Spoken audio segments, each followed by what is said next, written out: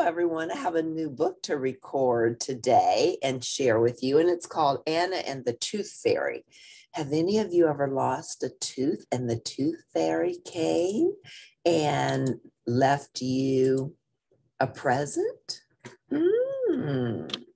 This is by Maureen Wright, and it's illustrated by Anna Chernyshova. Hope I pronounced her last name correctly.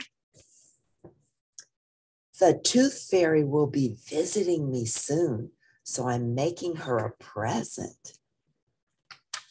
Nice of her. I asked Mom, what should the tooth fairy's dress look like? Pink and frilly like Sophie, she says. Sophie is my baby sister. Babies are okay, but Mom says Sophie is too little to play horsey with me.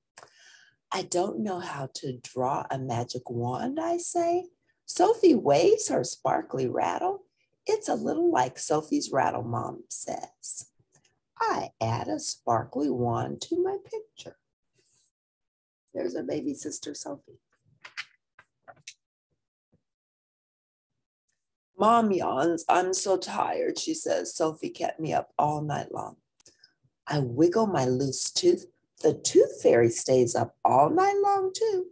She goes around the world collecting teeth and leaving money under pillows. Dad comes home and I ride on his back pretending he is my horse. Then he picks up Sophie. Did you get any teeth yet, baby girl? Dad says, look, Anna, your baby sister is flying. Tooth fairies have to learn how to fly too.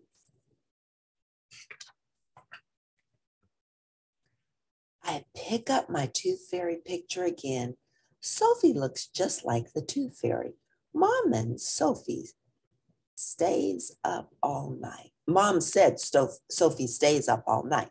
Dad asked her if she's gotten any teeth yet, and Sophie is taking flying lessons. My baby sister must be training to be a tooth fairy. Interesting. She's thinking that because the baby sister stays up all night. Maybe Sophie is going to take my tooth when it falls out. I need to help her as much as I can so that she will be the best tooth fairy ever. The next day I teach her about money. Tooth fairies have to know these things. Sophie likes my painting, so I let her paint along with me.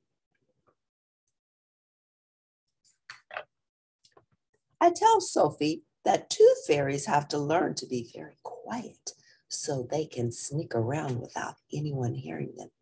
Tooth fairies also like sparkly things.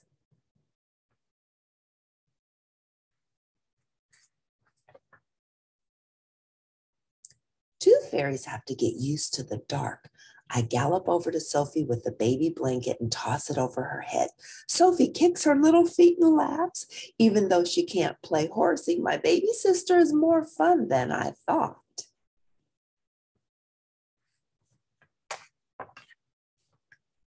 Before dinner, I asked Mom, can a tooth fairy leave her job to come play with me during the day? No, says Mom. She's way too busy to do that. Oh, no. That means Sophie's going to leave me when she starts being a tooth fairy. Mom's having fun in the kitchen. Look, she's cooking something on the stove. She's got cupcakes going. Oop, she dropped an egg. She's watering the plants. The next morning, I get an idea. I'll make sure that I don't lose my tooth. Then my little sister won't have to start her tooth fairy job. I try using a bandage to keep my tooth in place. It doesn't stick.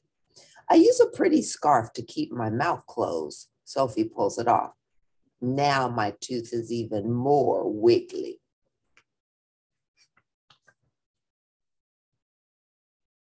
Every time my tongue touches my tooth, I feel it wobble back and forth. I don't eat any pizza at dinner, even though it's my very favorite food. Little horses have to eat too, says Dad. I shake my head and stomp my foot like a horse. I keep my mouth shut when I put on my pajamas and grab Huckleberry. Mom comes in with Sophie and says, "Are you okay? You're awfully quiet." I say, "You do know that it doesn't hurt to lose a tooth, right?" I finally open my mouth. "I know that, but if I lose a tooth, then my little sister will have to go far away." "Sophie isn't going anywhere," says Mom. "She'll always be your little sister." "She will forever and ever?" I ask. "Yes," says Mom, giving me a hug. "You'll both be my girls forever." Hooray! I give my very loose tooth a good wiggle, and out it pops. "That's wonderful," says Mom.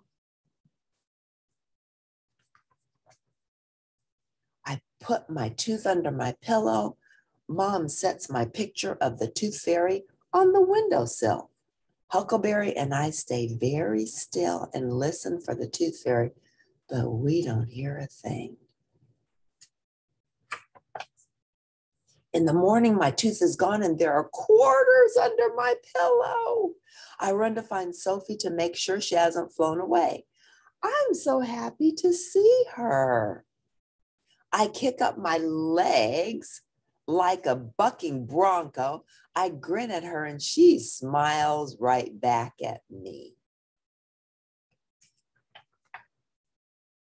With her very first tooth. That was a delightful story. I hope you liked it. Anna had a good adventure learning about the tooth fairy, thinking her sister might be the tooth fairy, but we saw a beautiful, cute story. I hope you liked it. If you did, at the end, press like, and I'll record another book for you. That's it, signing off. See you next time.